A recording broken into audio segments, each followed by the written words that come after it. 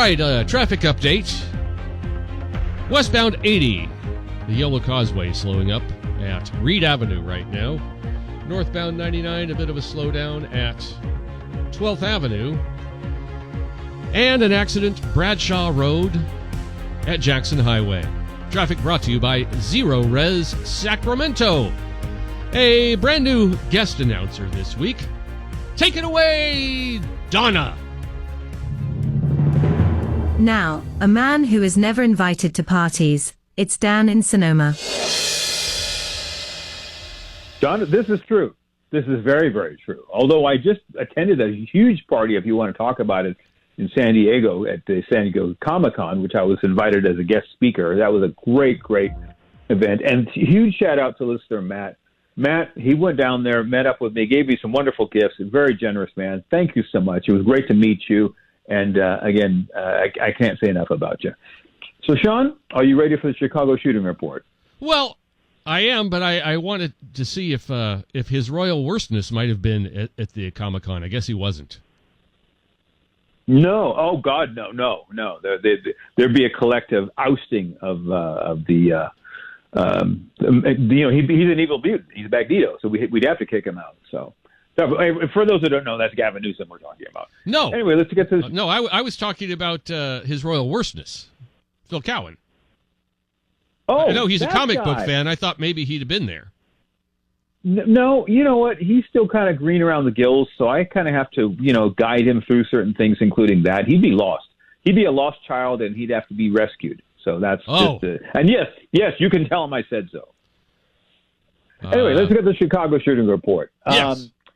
22 shot, 2 dead, sadly, this weekend. This report is sponsored by the Paris Olympic Committee.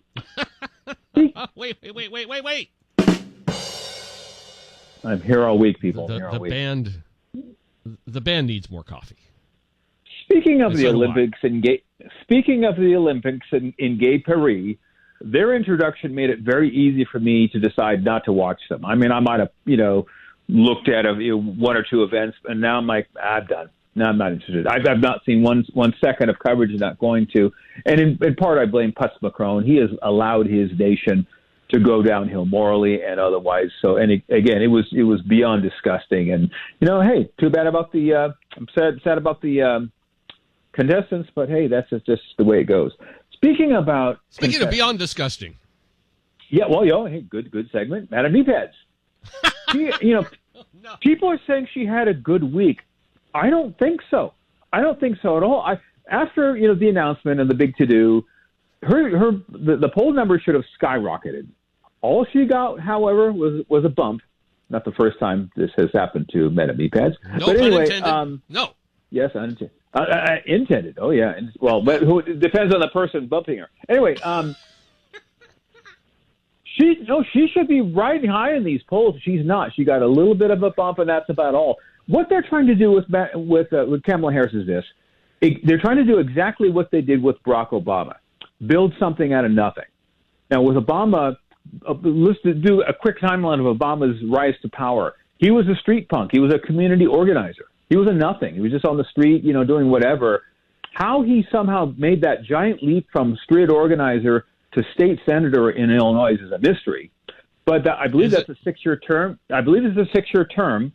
And then he didn't serve. He'd only served 2 years of that. And suddenly he goes to U.S. senator, goes through a guy named Ryan, I think. And then that's a 6-year term. He only made 2 years of that.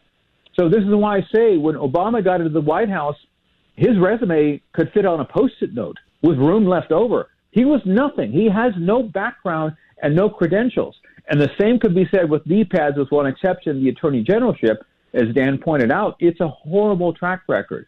But now the thing is, though, we know that the cheating element is going to be happening, but by itself, I don't see knee pads having the same success as Obama. And the reason why is this, is that when Obama took office, remember, it was after the George Bush 8 years, and the name Bush was a new 4-letter word, that the media had destroyed him. I mean, he was the most hated person in the country.